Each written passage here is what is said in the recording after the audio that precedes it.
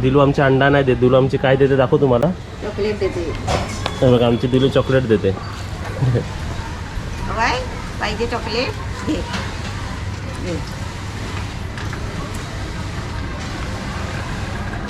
दिलला नको चॉकलेट. चला बसा. आज तू कोणती रेसिपी शिकवणार आहे?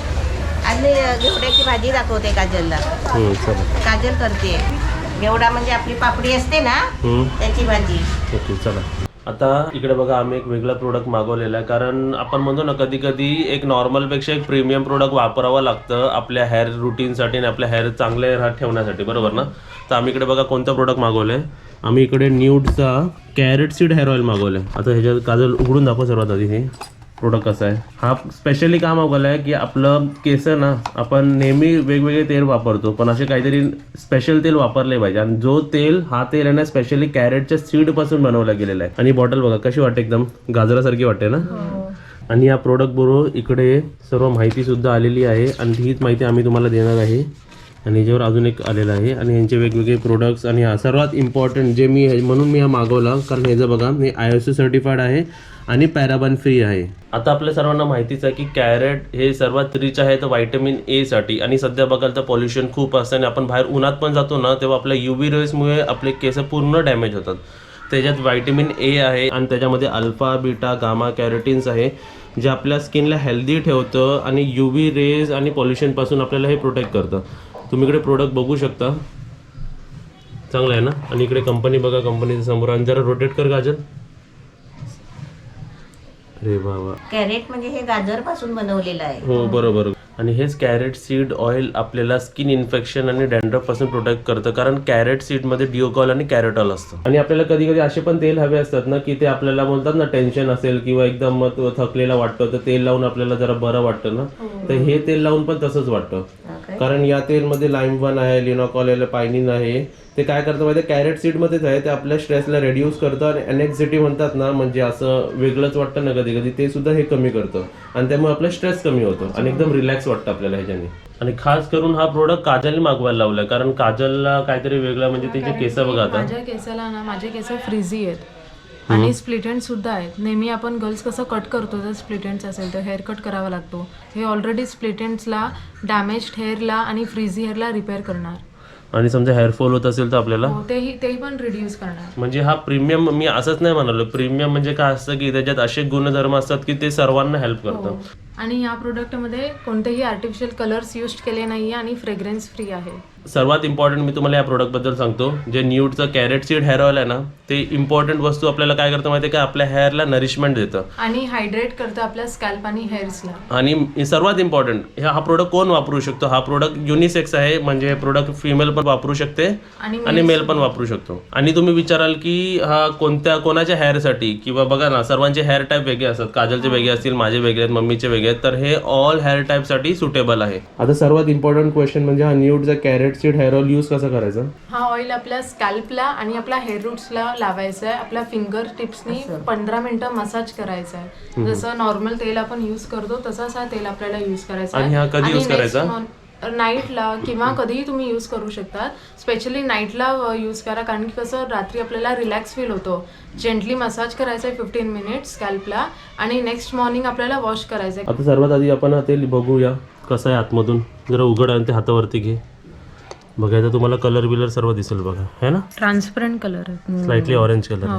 या न्यूडच्या कॅरेट सीड हेअर ऑइलचे इन्ग्रेडियंट्स खूप छान आहे कारण ह्याच्यात कॅरेट सीड एक्स्ट्रॅक्ट आहे. ह्याच्यात वेगवेगळे प्रकारचे ऑइल्स पण आहेत जसे olive oil, germ oil, almond oil, त्यासोबत aloe vera extract, sunflower oil, sesame oil, castor oil, म्हणजे खूप सर्व ऑइल मिक्स करून आणि स्पेशली कॅरेट सीड ह्याच्यात मिक्स करून हा ऑइल बनवला गेलेला आहे. हा न्यूडचा carrot seed hair oil paraben free आहे आणि मेन म्हणजे हा ISO सर्टिफाईड आहे. या प्रोडक्टची सर्व माहिती, प्रोडक्ट म्हणजे लिंक, कुठून मागवायचा, कसा मागवायचा, आणि ह्या न्यूड प्रोडक्टचे वेगवेगळे प्रोडक्ट्स पण आहे. तुम्ही तिकडे खाली चेक करू शकता लिंकवर क्लिक करून. प्रोडक्ट एकदम छान आहे. डिस्क्रिप्शन बॉक्समध्ये सर्व माहिती दिलेली आहे. तुम्ही लिंकवर क्लिक करा आणि एकदा हा प्रोडक्ट परचेस करा. एकदम छान आहे.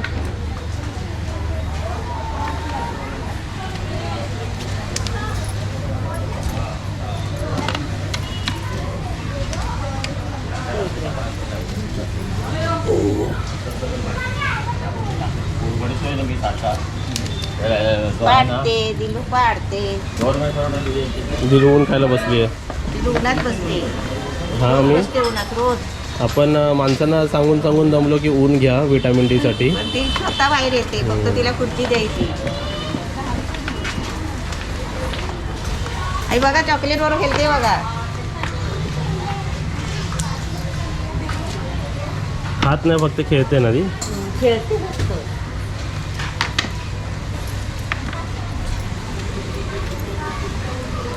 तो उडवला. कुठे गेला का दिलू? तो परत द्या टाक वरना. कुठे गेला? कुठे गेला? हवा इकडे गेला. हवा इकडे गेला. थांब थांब थांब. हवा हवा हवा. हो चॉकलेट भर पडली. नमस्ते. आज भाजी बनवते काजल वालपापडीची. ते आपण घेवडा पण बोलतो ना त्या भाजीला. सोलायची, त्यातले दाणे बाजूला करायचे, तुकडे करायचे, अशी ती साफ करून तोडून घेतलेली आहे. सगून आले वाटतं काजल तिकडे.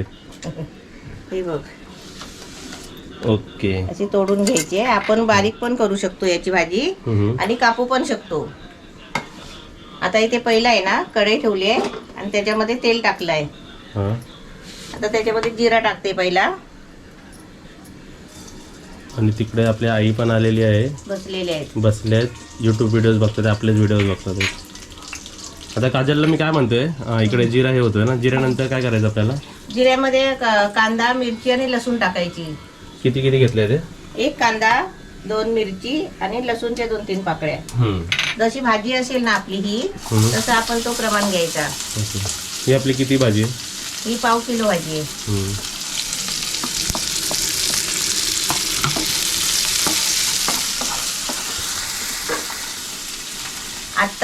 आता तुम्हाला आजपासून रेसिपी दिसतील ना. कंटिन्यू आता रेसिपी. हा. आणि मी काय म्हणतो काजल, जरा तोंड इकडे दाखव. आता हे ना, हे हा वाला भाग मम्मीला विचारतो. हा वाला भाग हा. इकडे टच करायचा असेल तर काय करायचं? काय करू करायचं? शकते तू टच? लिप्सचा तुझा एंड आहे ना, लिप्सचा एंड इकडे टच करायचा आहे. तसा झाला. हा? झाला. हसली की झालं. हा हे बघ. ते मग झालं वरती टच.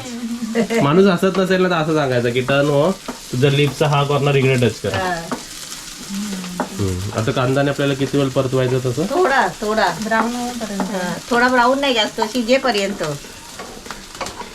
कांदा शिजला पाहिजे. शिजला पाहिजे. आणि जर आपल्याला त्याची ग्रेव्ही करायची असेल तर ब्राऊन जास्त ब्राऊन करायचा. बरोबर ना? हा.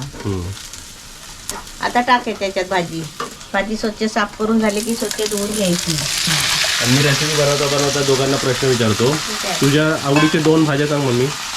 माझ्या आवडीची भाजी टोमॅटोची भाजी आणि वालाची भाजी. काजल तुझी? भेंडी आणि बटाटा. आता ह्याला किती वेळ? आता जरा वाफेवर ठेवायचं, पाणी नाही आधी टाकायचं. मग झाकून ठेवायचं. जरा वाफेवर ठेवायचं आणि गॅस बारीक करायचा. ओके. म्हणजे वाफेने नरम होते भाजी. आतापर्यंत गॅस मिडियम होता ना? हा. आता आपण डायरेक्ट भाजी पाणी टाकला ना तर ती भाजी आहे ना शिजत नाही. जशा कशी म्हणजे अशी कवकवीत राहते. आणि पाणी न टाकता झाकण मारला ना तर ती भाजी मऊ होते. किती मिनिटासाठी आता हे? आता 2-3 मिनिटासाठी ठेवायचं, थोडा मीडियम गॅस करून. मिलते 3 मिनिट के ब्रेक के बाद. आता स्लो गॅसवर बरोबर इकडे 2-2.5 मिनिटं झालेली आहेत आपली. आता काय करायचं? आता पहिली जरा ढवळून घ्यायची. 2 मिनिटं त्याने आराम केलाय ना म्हणून. आता त्याच्यामध्ये साहित्य काय काय टाकायचं तुला सांगते. मीठ टाकायचं आणि त्याच्यामध्ये आपण टोमॅटो नाही टाकलं तर 1 चमचा दही टाकायचा. ओके. हा. हळद, खोबरं, मीठ आणि दही हे सर्व टाकून झालं की 5 मिनिटं शिजू द्यायचे, थोडं पाणी टाकून. ओके. ते दही टाकलं आता. इथे 1 चमचा पण दही टाकलेलं आहे ना, घट्ट दही आहे. मीठ पण टाक. दही, मीठ खोबरं आणि खोबरं आपण किती घेतलेलं आहे? थोडासा घ्यायचा. आणि आपण खोबरं नाही टाकलं ना तर शेंगदाण्याचा कूट टाकायचा ओके. थोडासा. हळद आणि आता हळद है ना, थोडीशी हळद. म्हणजे आपलं सर्व साहित्य टाकून झालेलं आहे आता रेसिपीमध्ये. चांगली ढवळून घे. ते ढवळून आहे ना चांगली तरसवायची. दही मिक्स झालं पाहिजे भाजीमध्ये. दही खोबरा सर्व लागला पाहिजे ना इकडे. आता फुल गॅस आपण केलेला ढवलून झाल्यानंतर फुल गॅस आणि त्यानंतर आपण थोडं पाणी टाकायचं. थोडा पाणी टाकायचं. अर्धा किलो. असं नवीन बघणाऱ्यांना तर प्रश्न येतो की असं पाणी आपण का टाकतो असं थोडंसं तरी शिजण्यासाठी ना? आणि मीठ मसाला सगळा त्याला लागायला पाहिजे ना, म्हणून पाणी टाकायचं, नाही तर वापरून पण भाजी बनते. बस आता झाकण मार, सारखी कर भाजी. आता किती वेळासाठी आता 5 मिनिटं झाकण ठेवायचं. आणि गॅस कसं ठेवायचं? थोडा 2 मिनिटं फुल ठेवायचं आणि नंतर बारीक करायचा. हां चालेल. मिलते हैं 5 मिनिट के बाद. मीडियम ठेव. आता इथे 5 मिनिटांमधले 3 मिनिट झालेले आहेत. हा. 3 मिनिटांनंतर आपण का उघडतो? आता ढवळून बघायचं जरा, म्हणजे खाली लागू नये, शिजली का नाही ती समजते जरा. तिसऱ्या मिनिटाला असं आपण ढवलायचं. हा, थोडा पाणी असतो ना, मग आता परत 2 मिनिटं आहे ना बारीक गॅसवर झाकून ठेवायची, म्हणजे भाजी मुरते पण आणि तयार होते पण. म्हणजे 3 मिनिटं मीडियम गॅस, 2 मिनिटं स्लो गॅस. हा, आता मिलते हैं 2 मिनिट के बाद. 2 मिनिटांनी. इथे आपली भाजी झालेली आहे आणि कडे का खाली घेतलेली भात ठेवला होता ना, म्हणून कडेची भाजी बघा आणि पहिली टेस्ट करून बघायची, कारण 1 चमचा दही पडलाय त्याच्यामध्ये. आता ती ढवळ आणि वाढ. जेवताना टेस्ट करूया आपण ना. जेवणाचं ताट पण इकडे आपलं रेडी आहे. होय. आज जेवणामध्ये काय काय आहे आपल्या बघ.